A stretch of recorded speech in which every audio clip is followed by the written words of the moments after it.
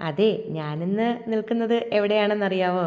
തിരുവനന്തപുരം നഗരപരിധിയിലുള്ള തിരുമല വേട്ടമുക്കിലെ ശ്രീകൃഷ്ണ ക്ഷേത്രത്തിലാണേ.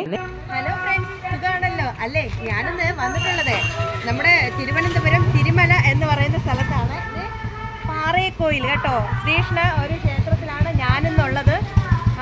എന്ത് പറയാനാണ്, ഇന്ന് വിഷു അല്ലേ? അപ്പോൾ എൻ്റെയും എൻ്റെ കുടുംബത്തിൻ്റെയും വിഷു ആശംസകൾ ആദ്യം അറിയിച്ചോട്ടെ കേട്ടോ. അപ്പോൾ നമുക്ക് അങ്ങോട്ട് പോകാവേ. അപ്പോൾ എൻ്റെ കൂടെ എല്ലാവരും അങ്ങോട്ട് പ്രാർത്ഥിച്ചോളും.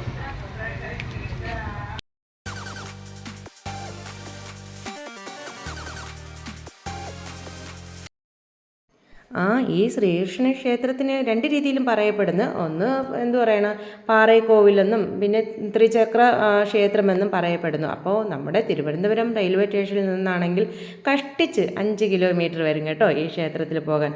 അപ്പോൾ തിരുമലയിൽ നിന്നും വേട്ടമുക്കിൻ്റെ മധ്യയാണ് ഈ ക്ഷേത്രം സ്ഥിതി ചെയ്യുന്നത്. അപ്പോൾ തിരുമലയിൽ നിന്നും മിലിറ്ററി ക്യാമ്പിലേക്കുള്ള ഒരു വഴിയുണ്ട്. ആ വഴിയിൽ കൂടെ കയറി വേട്ടമുക്കിൽ വന്നതിന് ശേഷം അവിടെ വലത് സൈഡിൽ ഒരു ആർച്ച് കാണാം കേട്ടോ. ആ കയറി വരുമ്പോൾ തന്നെ നമുക്ക് കാണാൻ സാധിക്കും. അതിനകത്തുകൂടെ വന്നാൽ നമുക്ക് ഈ ക്ഷേത്രത്തിലേക്ക് വരാവുന്നതാണ്. അപ്പോൾ ഇതിന് പുരാതനമായ പല കാര്യങ്ങളും ഉണ്ട്. എനിക്ക് കുറച്ച് അറിയാൻ ഞാനത് നിങ്ങളോട് ഷെയർ ചെയ്യാം. തെറ്റുകുറ്റങ്ങളുണ്ടെങ്കിൽ ക്ഷമിക്കുക.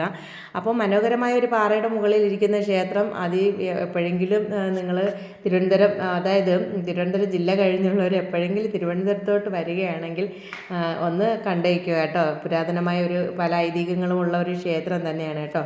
അപ്പോൾ ഈ ക്ഷേത്രത്തിന് ഒരു ഐതിഹ്യം പറയുന്ന കാര്യം എന്താണെന്നറിയാം. ഒറ്റ രാത്രി കൊണ്ട് പണിത ക്ഷേത്രമാണ് ഭീമൻ എന്നാണ് പറയുന്നത്.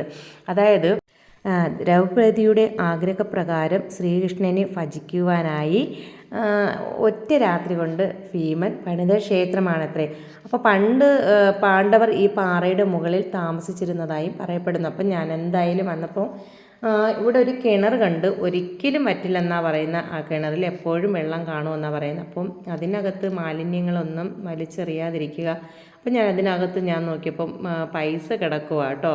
അപ്പോൾ അതേ കണ്ടോ, ചെറിയ അതായത് 1 രൂപ 2 രൂപ 5 രൂപ തൊട്ടൊക്കെ അതിനകത്ത് കിടക്കും. അപ്പോൾ അവിടെ ബോർഡ് എഴുതി വെച്ചിട്ടുണ്ട്, ദയവ് ചെയ്ത് ആരും ഇവിടെ വന്നിട്ട് ഈ പൈസ എടുത്ത് ഇങ്ങനെ വലിച്ചെറിയല്ലേ എന്നുള്ള ഒരു ബോർഡ് വെച്ചേക്കുക. അത് കഴിഞ്ഞ് ഈ കുട്ടികളോടൊക്കെ സംസാരിച്ചതിന് ശേഷം ഇവിടെ നിന്ന് പ്രകൃതി ഭംഗി ആസ്വദിക്കുന്ന കുറേ പേര് സെൽഫി എടുക്കുന്നുണ്ട് കേട്ടോ. നല്ല രസമുണ്ട്. അതായത് ഒരു പാറയുടെ മുകളിൽ ഒരു കുഞ്ഞ് ക്ഷേത്രവും എന്ത് പറയാനാണ്, നല്ല അതിമനോഹരമായ ക്ഷേത്രം തന്നെയാണ്. പിന്നെ വീഡിയോ എടുക്കാൻ എനിക്ക് സാധിച്ചില്ല, സത്യം പറഞ്ഞാൽ. അതിനകത്തുള്ള വിഷ്വൽ നിങ്ങളിൽ ഷെയർ ചെയ്യാൻ സാധിച്ചില്ല. അത് ഇനി ഒരിക്കലായിക്കോട്ടെ. അപ്പം ഞാൻ എന്തായാലും കുട്ടികളോടും സംസാരിച്ചിട്ട് ഞാൻ എൻ്റെ വീട്ടിലോട്ട് പോകാൻ ഇറങ്ങിയപ്പോഴുണ്ടല്ലോ, ഒരു പാറയുടെ മുകളിൽ കുറച്ച് ആൾക്കാരെ കണ്ട്. അവരവിടെ ഇരുന്ന്, അതായത് രാവിലെ അല്ലേ, അപ്പോൾ ഇരുന്ന് ഒന്ന് പ്രകൃതി പ്രാർത്ഥനയൊക്കെ കഴിഞ്ഞിട്ട് ഒന്നിരുന്ന് പ്രകൃതിയെ ആസ്വദിച്ചിട്ട് പോകാമെന്ന് കരുതിയാവാം അവരവിടെ ഇരുന്നത്. എന്തായാലും ഞാനും അവരോടൊപ്പം കൂടിയിട്ടുണ്ട്.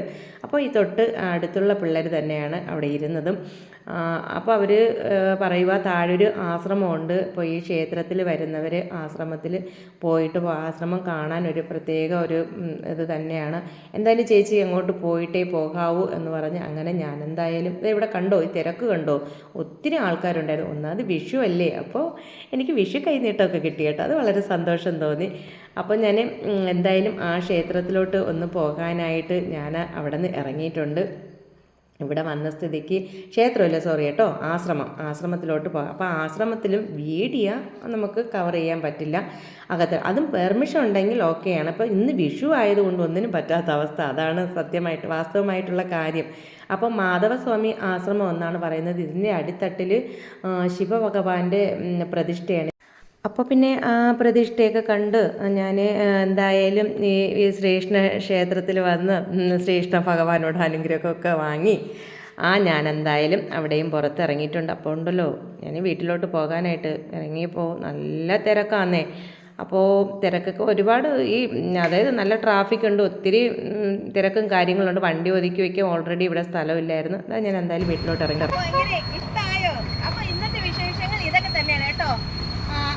വീണ്ടും ഞാൻ എൻ്റെ എന്ത് പറയാനാണ്, ഹാപ്പി വിഷു പറയാണ് ഒരിക്കൽ കൂടെ. അപ്പോൾ വീഡിയോ ഇഷ്ടമായ ലൈക്ക് ചെയ്യുക, ഷെയർ ചെയ്യുക, സബ്സ്ക്രൈബ് ചെയ്യുക. ഇവിടെ ഭയങ്കര ട്രാഫിക്കാണ്, അപ്പോൾ നിന്ന് തിരിയാൻ പറ്റില്ല കേട്ടോ. അടുത്ത് ഞാൻ പുതിയ വിശേഷങ്ങളുമായി നിങ്ങളുടെ മുന്നിൽ എത്തുന്നവരെ എല്ലാവർക്കും